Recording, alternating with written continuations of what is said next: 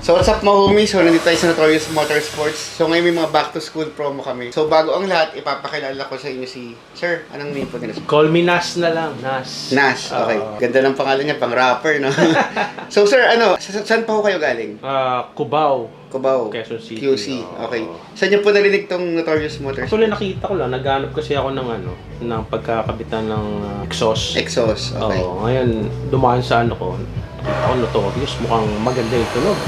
Tapos sinerge ko, tinignan ko naman sa mga post mo. Okay naman, marami namang satisfied na kliyente.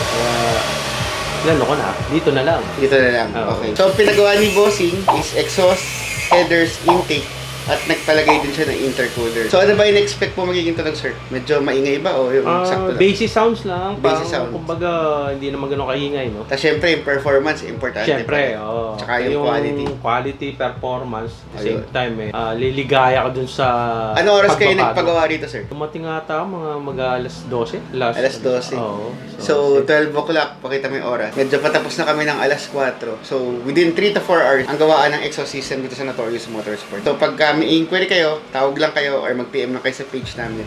Sa FB page namin, Notorious Motorsports. What's up mga homies? So dito sa gilid natin meron tayong bagong project. Project natin dito, Ford Everest. So makikita nyo, harap na harap pa lang, kitang-kita nyo yung aluminum na intercooler natin. So yun napakalaki ng intercooler kumpara sa stock natin. So yung maging result nyan, mas malamig na hangin papunta sa makina. So galing turbo, punta sa intercooler, then pasok sa makina. So papalamigin niya yung hangin. Means more power, more torque. So yun yung ginagawa ng intercooler. Usual na concern kasi dito sa mga SUV yan, sa mga turbocharged na sasakyan, is yung mga rubber at plastic na charge pipe nila na sumasabog. So, sumasabog na yun, nagkakaroon siya ng leaks, nagkakaroon ng, yun nga, yung pagsingaw. So, nagle-less hatak yung kotse. So, hindi siya makaakyat basta-basta pagka may leak. Tsaka, syempre, hindi na siya fuel efficient. So, ngayon palitan natin siya ng stainless na pipe kung makikita nyo. Imposible naman siguro magkaroon ng leaks pa yung ganyan. So, yun yung ginagawa ng Notorious Motorsport. Syempre, nag-specialize tayo sa mga stainless na ganyan para sa magandang performance ng sasakyan. So, dito rin, naglagay din tayo ng air intake system with Datatech filter, product of Thailand. Syempre, yung filter na yan, nakakatulong yan sa paghatak para maraming hangin yung nahihigop ng ating turbo. So, means more power, magkakaroon din siya ng sound, tsaka syempre, more fuel efficient. So ngayon, tingnan natin yung exhaust natin nilagay sa kanya. Sa mga homies, so ito yung project natin. Ford Everest, kung makikita nyo, naglagay tayo ng full exhaust system sa kanya. So kanina pinakita natin yung intercooler at air intake setup. So ngayon, yung exhaust setup naman niya.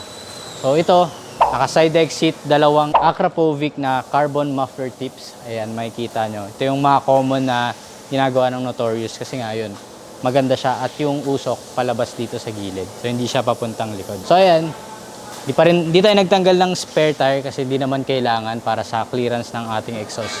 So ayan, 2.5 inches na piping. Yun yung kailangan dito sa Ford Everest na to. Stainless 304 pa rin as usual. So makikita nyo, walang sayad, walang tatama. Kasi nga, perfect ang pagkaka-fitment ng Notorious Motorsport at hindi basta-basta nagagawa yun.